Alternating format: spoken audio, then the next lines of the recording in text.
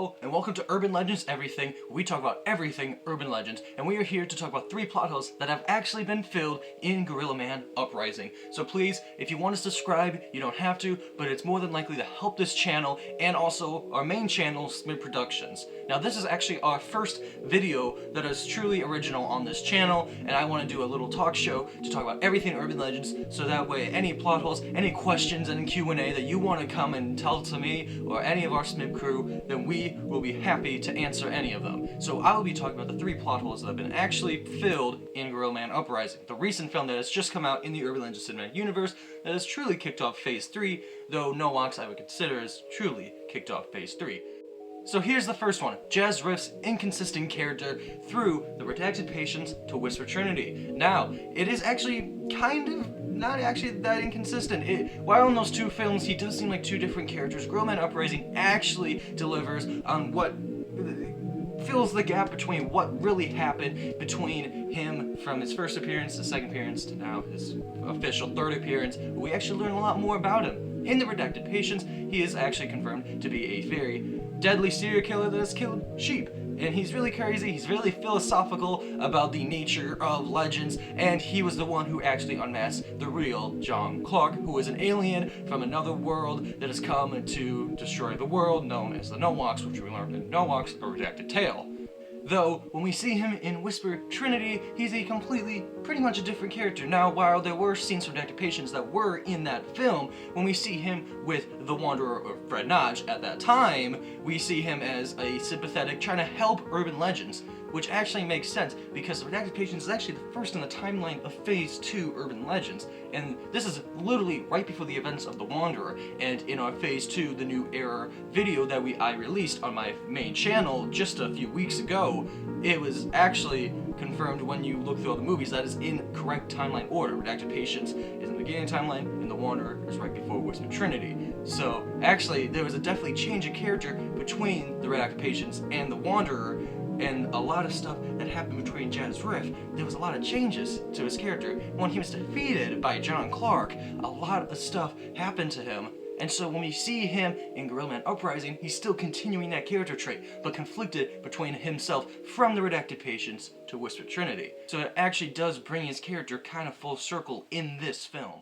Now, a real big question from Whisper Trinity and even in this film is Gorilla Man's backstory and why it has changed so drastically. Now, for maybe the few people that have really seen the original Gorilla Man films, Gorilla Man is an unknown. We do not know where he came from or who he was. We just know that he is some ape-like, kind of Sasquatch kind of character that just terrorizes and kills and murders. He's just chaos. That's essentially what he is. He's just a crazy beast that goes on and killing many kids, a lot of students.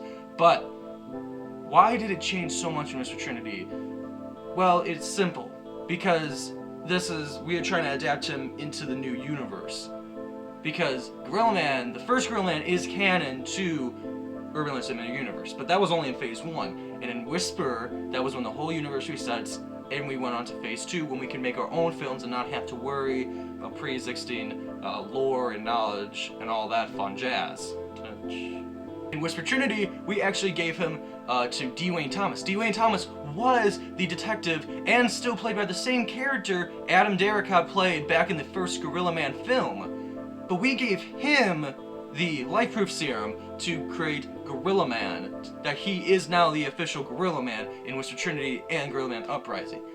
But that's not all. In Gorilla Man Uprising, we learned there is many other Dwayne clones out there. Not just as Gorilla Man, but just as Dwayne himself. But Dwayne, the original host, is dead. Gorilla Man now is dead. So, why did we make that change? Why did we change so much of the backstory? There's a lot of big things coming out in the future, but it's not the end of Gorilla Man. It's just the end to that specific Gorilla Man story. And we never really totally decanonized the original Gorilla Man. We just wanted it, it's really confusing, but now the more that you think about it, it makes sense, but it's still confusing. Real conspiracy here, which comes into number 2 and 3, is the clone conspiracy, which was already set up in our first real urban legend film, Hooked. The Hooked trilogy was all about the clone conspiracy, which honestly Hook 3 kinda dove into, but when we looked back on it, it wasn't apparent enough that we made it apparent that there was 3 different Maxwell clones in that film, and that there was 3 different plots going on. So it was confusing the most. So this film, we needed to make sure that we brought it full circle. So we're even going back into our old films in our old universe for our new era universe. Now, it was very apparent once Psycho came in, so when we could actually see Gunslinger and Psycho finally meet since Project Have a Life Proof over a year and a half. It's crazy that we went this long without using the Psycho, which... But it was very important for Jazz Riff's character to go from being who he thought he could be to what he actually is supposed to be, and Psycho clarifies that in his very last statement. I was also engineered to be the bad guy. I guess when I got resurrected, I saw another world, and I realized it's better to be the way that I am right now than be the way that I was. And it ties in with the rest of the film. And if we confirmed that Gorilla Man and Jazz Riff are actually just one and the same, a plot device to use for the real true villain that has always been set up, the Grand Master.